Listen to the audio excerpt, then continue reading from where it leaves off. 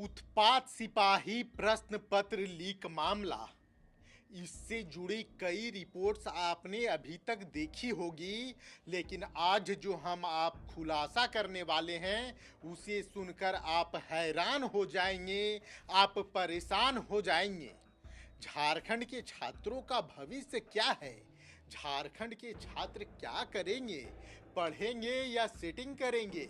सभी सवालों का जवाब आज हम आपको यहाँ देने आए हैं। 3 लाख एडवांस, ब्लैंक चेक और बिहार कनेक्शन आज हर उस नाम से पर्दा उठाएंगे जो प्रश्न पत्र लीक कर झारखंड का भविष्य बर्बाद करने में जुटा है। अतुल वत्स, इस नाम से आप परिचित होंगे।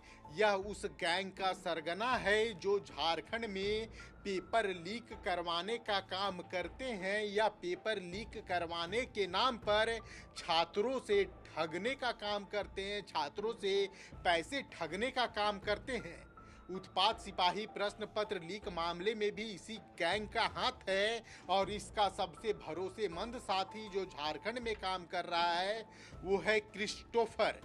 क्रिस्टोफर छात्रों से मिलता है, छात्रों से बात करता है और छात्रों को अपने झांसे में लेता है और उनसे उगाही का काम करता है।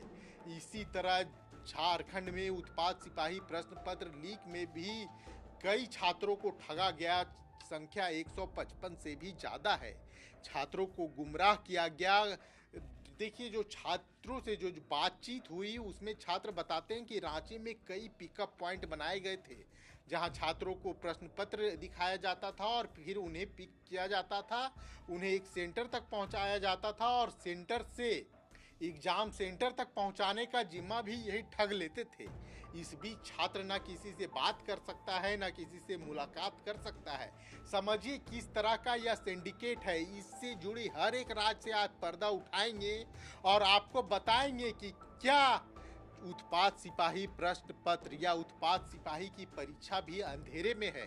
क्या रांची मात्र एक वाहिद सेंटर था? कई सबूत सामने आ रहे हैं जिससे लगता है कि कहीं हमारी आंखों पर कालिख पोतने का काम तो नहीं किया जा रहा है, कहीं हमें अंधेरे में तो नहीं रखने की कोशिश की जा रही है। एक एक कर आपको डिटेल देते हैं, एक एक बात आपको समझाते हैं, क्योंकि आपके लिए सभी बातों को जानना समझना जरूरी है। देखिए, सबसे पहले 3 नामों की बात करते हैं, अतुल वत्स, क्रिस्टोफर और विकास। रांची में जो उत्पात सिपाही परीक्षा मामले में 159 छात्रों को गिरफ्तार किया गया, उसमें इन तीनों की भूमिका बहुत अहम थी। और आपको एक और नाम के बारे में बताएंगे। जो बिल्डिंग बन रही थी वो बिल्डिंग ऐसे नहीं थी कि अचानक वहां पहुंच गए, उसका भी साजिश में बहुत बड़ा रोल है। आप हमारे साथ बने रहिए, आपको वो भी जानकारी देंगे। देखिए, पहले छात्रों को परीक्षा पास कराने की जिम्मेदारी ली गई, यहाँ तक कि मेरिट लिस्ट में नाम आपका आएगा इसकी जिम्मेदारी तक ली गई और छात्रों से 3-3 लाख रुपए एडवांस लिया गया। साथ में ब्लैंक चेक वो भी साइन किया हुआ और छात्रों को कहा गया कि यह चेक इसलिए लिया जा रहा है क्योंकि परीक्षा पास करने के बाद मेरिट लिस्ट में नाम आने के बाद आप इज्जत से आइए और महोदय को अपना पैसा दे दीजिए, नहीं तो आपका ब्लैंक चेक उनके पास है, वो आपके पास पैसा मांगने नहीं आएंगे। छात्रों को ऐसा भरमाया गया कि छात्रों को लगने लगा कि उनकी नौकरी तो पक्की है और नौकरी पक्की करते करते छात्र जेल पहुंच गए। अब क्रिस्टोफर और गौरव सिंह की बात कर लेते हैं। आप सोच रहे होंगे यह गौरव सिंह कौन है? गौरव सिंह जमशेदपुर का रहने वाला है और वह जो नर्सिंग होम बनाया जा रहा था ना, जहां छात्रों को उत्पात सिपाही परीक्षा पत्र का प्रश्न रटाया जा रहा था, वह गौरव सिंह का ही है। गौरव सिंह फरार है, क्रिस्टोफर फरार है और वारे हमारी पुलिस जो ताली बजाकर कह रही है कि प्रश्न पत्र लीक हुआ ही नहीं। हम कैसे मान लें जब तक मुख्य आरोपी गिरफ्तार नहीं होते? हम कैसे मान लें कि रांची मात्र वाहिद सेंटर था जहां इस तरह की कारगुजारी की जा रही थी? देखिए, गौरव सिंह वह व्यक्ति है जो जमशेदपुर का रहने वाला है और जो बिल्डिंग जहां पे छात्रों को रखा गया था वो गौरव सिंह का है। गौरव सिंह पर तमाड़ थाना में प्राथमिकी भी दर्ज हो गई है, लेकिन गौरव सिंह अभी भी पुलिस की गिरफ्त से बाहर है। क्रिस्टोफर के बारे में भी वही जानकारी है। क्रिस्टोफर भी अब तक पुलिस के हाथ नहीं लगा है और इससे जो रांची में जो डील हो रहा था वो ज़्यादातर क्रिस्टोफर ही कर रहा था। अब बात करते हैं अतुल वत्स और छोटू सिंह के बारे में।